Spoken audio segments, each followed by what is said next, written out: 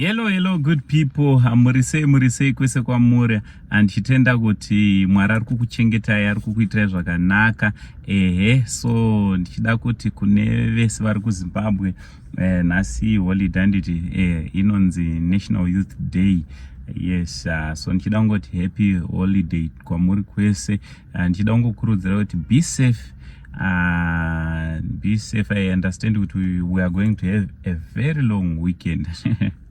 It's a long weekend, so I understand kuti vamwe vane zvakawanda zvavanenge vachida kuita mu long weekend. Vamwe ndomukana wekutombo travelawo kuenda kumisha, especially vaya vasina ku travela during December, vaishanda during December vanenge vatoti tatombowana kamukana kekumbonodongorera vana mai nana mudhara kumisha. Nditi aiwa ndichingokushuvirai kuti munge muine holiday yakanaka. Mayouth vechidiki izuva renyu. Happy Youth Day kwamuri. Youth inotangira pai yemuZimbabwe inonetsa yemuZimbabwe inonetsa, but handanzi 40 years and below. Yes, 40 years and below ndo my youth. So we are celebrating you guys, and I'm part of that group as well. Tisu my youth, but ndichiri mu youth. Nazisiri mu youth, ndiri ve generation yana mai vengi, so handigone kuita mu youth. So ndaringondiuya ndikupewo update kuti zvizvi kuitika pa Saint TV, ma developments ari kuitika pa Saint TV. So chekutanga ndoda kuti congratulations to you nekusvika 400,000 followers on our Facebook page. Thank you so much everyone aka follow our Facebook page. I dedicate this video to you. Everyone aka subscribe on our YouTube channel oznoita 150,000 subscribers. Isiri number yekutamba kuti vanhu 150,000 vafollower. Aiwa, it's not a joke. Mwari wekudenga vakuitirei zvakanaka, Mwari wekudenga vakukomborere, vakuropafadzei. Also ndanga ndine pfungwa, ndimi varidzi vebasa iri handiti. So pfungwa dzandinadzo ndedzekuti tinge tiri tinomboitawo ka celebration, timboitawo ka dinner kekungocelebrata Saint TV. Takwanisa kunge tiri tinochinja upenyu hwevanhu vakawanda. So I was thinking kuti let's do a dinner party yatinenge tichicelebrata zvakwanisa kuachievhiwa neSaint TV. Also tinge tiri tinowana nguva yekugara pasi muchiitawo masuggestions enyu one on one, handiti tinatsoonana padhina iyi yatichaita iyoyo, kuti tinatsoonana kuti basa ringe tichionesana kuti zvizi zvatingaita kuti basa ringe rinoenda mberi.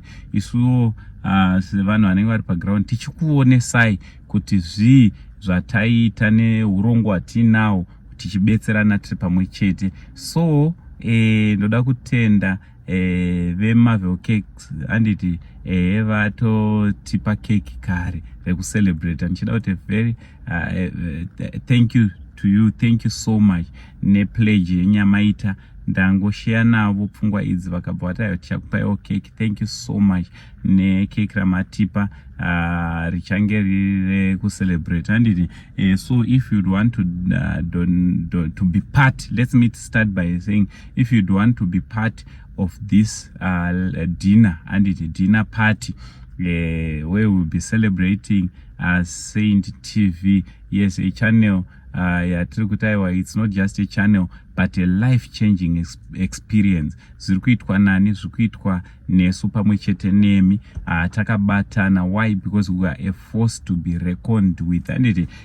So kune vese vachada kunge vari vanova part and parcel of this, makasununguka kutibata sepakuti pane pachidyiwa uye patinenge tichinopiitira pachange pane zvakawanda zvingada kunge zviri zvinoripwa ipapo. Pachange pachingozobhadharwawo kamari kadiki kamuripowo kadiki, not kekuti kachasara profit aiwa, but kachaita kuti tinge tiri tinoketa for the venue and food nema refreshments achanga zvichange zvichidyiwa nekunwiwa ipapo. So vanoda kuva part of this initiative kana part of this program, vanoti aiwa uncle want to partner with you pakuronga, because ini ndiri kutaura izvi, I'm the main man ari paground. Ndakuuya kwamuri ndiri kuda help kubva kwamuri. Vari kuda kunge vari unopindawo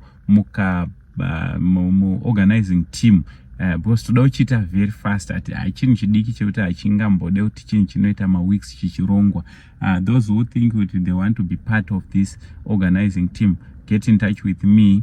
Tochazoita WhatsApp group ratichange tichikurukura, tozoita meeting in person.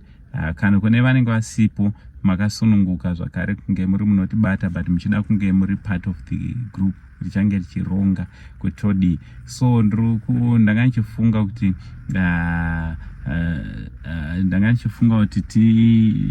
tingoita chinhu chidiki chichangova nemaguest less than 30 or 30 plus or minus, and also I'm going to invite vanhu vakabenefita kubva kuSaint TV, vazopawo matestimonies avo muchivaona.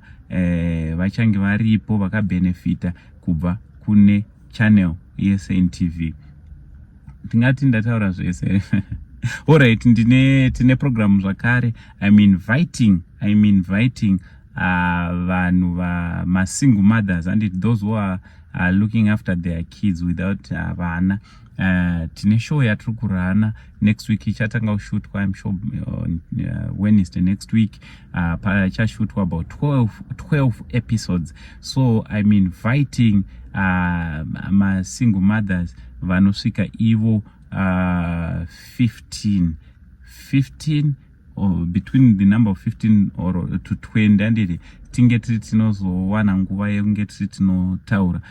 So zvamunongoita iwe kana une iyo story yauri kufila kuti I need to share with people out there, kuti makasiyana sei, what really transpired, uda kudzidzisawo vamwe, uri kuda platform yekutaura your story, chakaita kuti uzova a single mom and kuti uri kuriritira vana vako sei. If you want to be part of the show, ndiri kutenda kuti ichachinja upenyu wemasingle mothers akawanda, single parents akawanda, even a single dad. You are a single dad who is looking after you are looking after your kids alone without kubetserwa namai, makasununguka kutibata. And also I'm inviting mawidow, and mawidow vakafesa rejection, vakafesa zvakasiyana siyana, vakungozvimirira ivo vega nevana vavo. Makasununguka kunge muri munondibata panhamba, tosangana and then tozoronga zuva ratichakushutai. I'll be excited mukange muri munotibata kuti tinge tiri tinoita maprograms achanga achishandura upenyu hwevamwe vanhu.